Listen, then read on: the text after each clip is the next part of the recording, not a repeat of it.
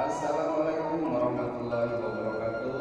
Selamat berjumpa lagi di channel Sampurasun, yaitu channel dongeng ceramah dari sejarah. Saudara-saudaraku, para pendengar yang saya cintai, dalam video ini saya akan membawakan cerita bersambung yang berjudul Joko Kendil. Dan untuk saudara-saudaraku yang baru singgah di channel ini, jangan lupa like, comment, subscribe, dan nyalakan tombol loncengnya agar tidak ketinggalan cerita-cerita berikutnya. Marilah kita sambil melihat pemandangan indah, tonton videonya, simak ceritanya. Selamat mendengarkan. Terima kasih.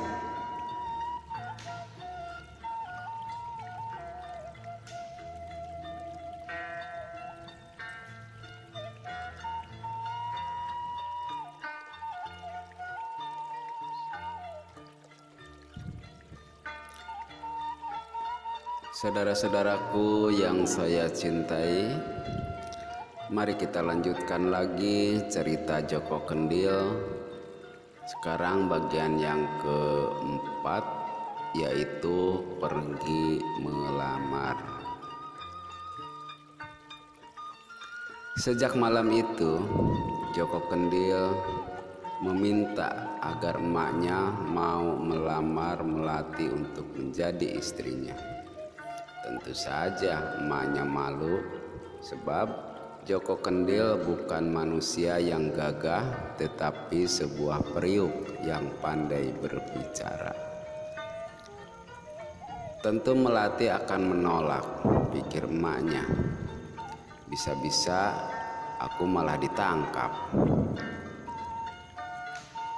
Disangka menghina anak seorang ratu. Tentu aku akan dicemooh orang lain. Tentu mereka menghina aku. Mungkin mereka akan berkata, anak janda mau melamar putri Melati yang terkenal ayu itu. Bercermin dulu.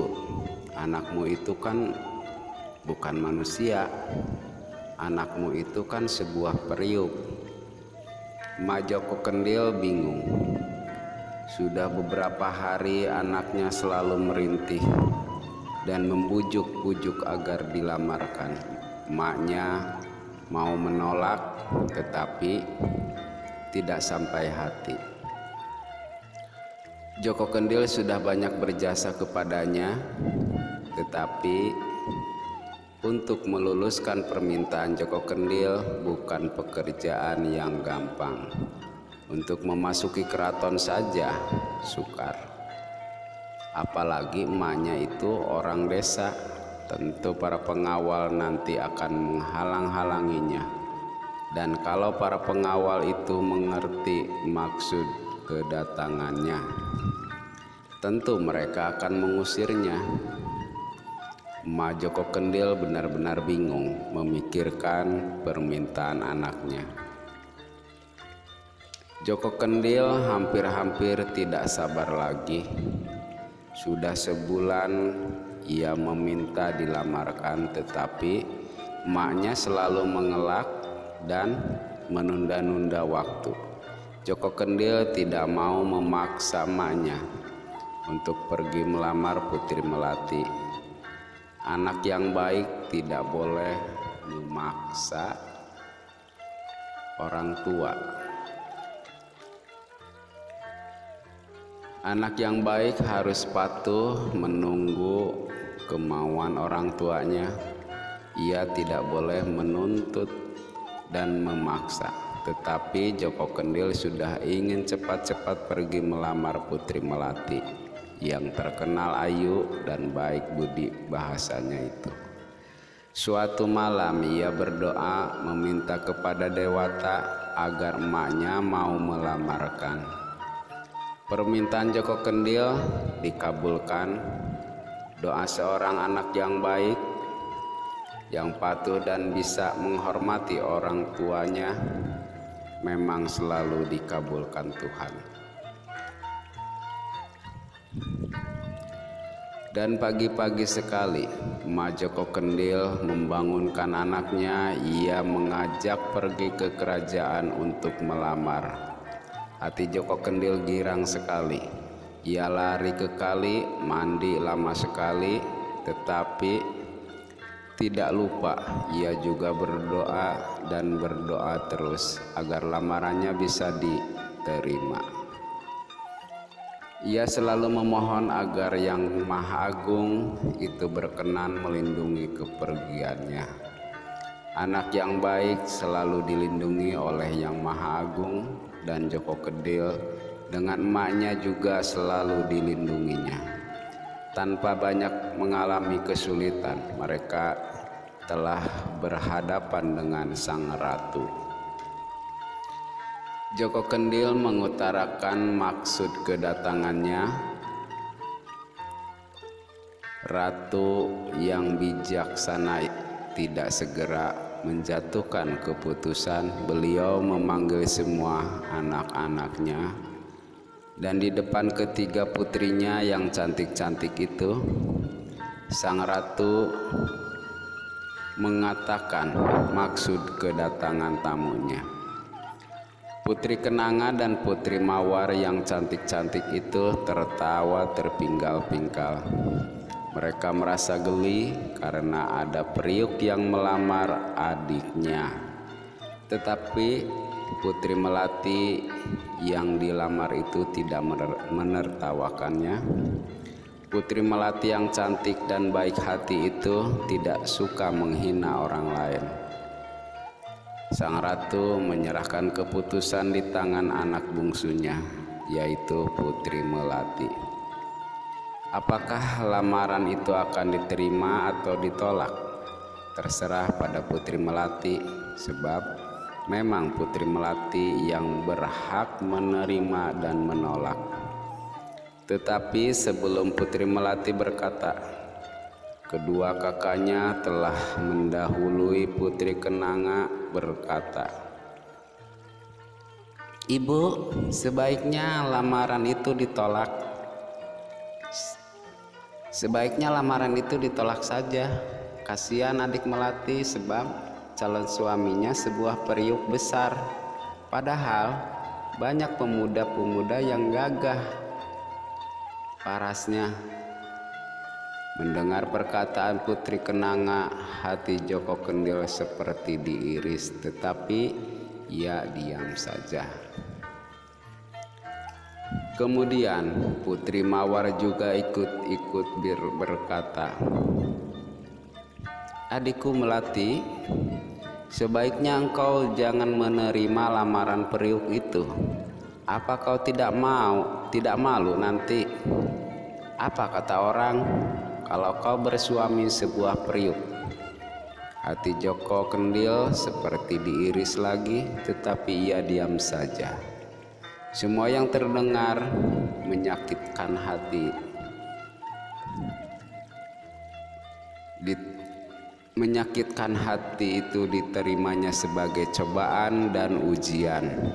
Dan sebagai orang yang cita-cita baik, Joko Kendil merasa harus lulus dalam setiap ujian. Kalau ia tidak lulus ujian, tentu cita-citanya tidak bisa dicapai. Suasana jadi sepi. Joko Kendil dan emaknya duduk bersimpuh dengan baik, kepalanya menunduk dengan sopan. Melati belum berkata apa-apa, tetapi Putri Kenanga segera berkata lagi, "Heh, periuk, namamu Joko Kendil. Mengapa kau ingin punya istri manusia?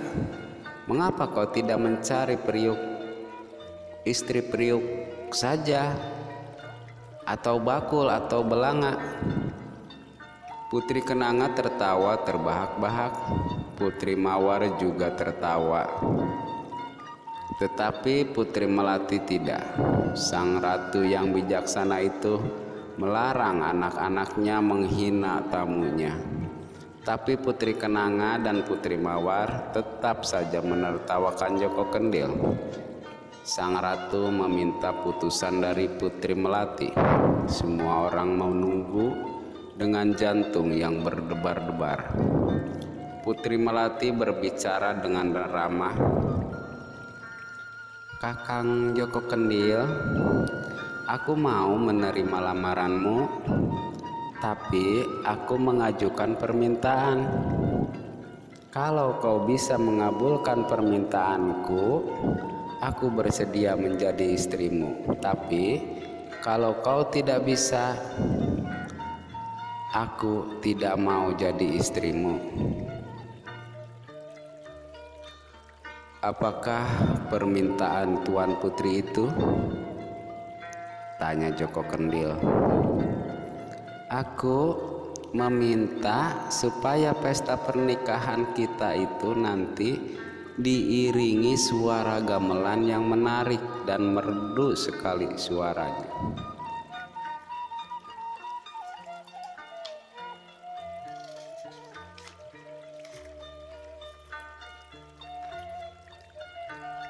Suara gamelan itu harus terdengar di seluruh kerajaan ibuku sampai ke pelosok-pelosok, dan suara gamelan itu harus berasal dari langit, bukan dari gamelan yang ditabuh orang. Itulah permintaan yang pertama, Kakang Joko Kendil. "Apakah masih ada permintaan Tuan Putri yang lainnya?" tanya Joko Kendil. Putri Melati menganggukkan kepala dan berkata, Permintaanku ada dua, Kakang.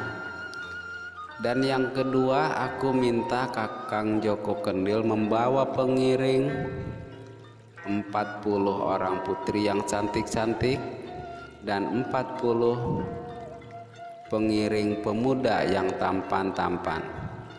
Kalau kau bisa memenuhi permintaanku, aku sanggup jadi istrimu, Kakang Joko Kendil." "Baiklah, Tuan Putri. Hamba sanggup memenuhi permintaan Tuan Putri itu. Dan sekarang hamba mohon permisi, hamba mau mempersiapkan permintaan Tuan Putri itu," kata Joko Kendil sambil menyembah.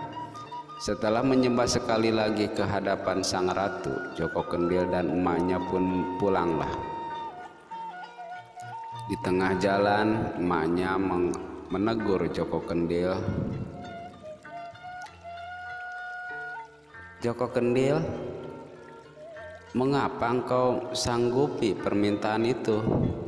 Dari mana engkau bisa mengumpulkan 40 pemuda dan pemudi?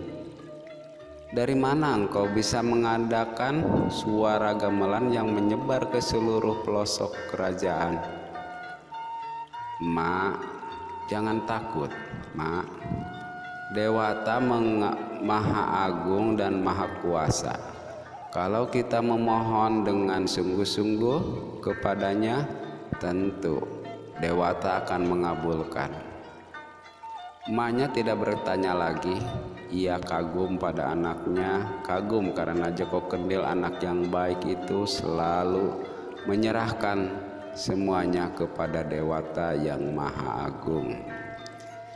Nah, saudara-saudaraku yang saya cintai, para pendengar di mana saja berada, itulah cerita Joko Kendil bagian yang keempat, yaitu pergi melamar. Dan apakah Joko Kendil bisa mengabulkan atau tidak permintaan Putri Melati yang cantik itu? Kita tunggu di bagian yang kelima, yaitu pesta nikah yang meriah. Terima kasih atas semuanya, atas kesetiaannya para pendengar yang saya cintai. Wabillahi taufiq wal hidayah. Wassalamualaikum warahmatullahi wabarakatuh. Sampai jumpa.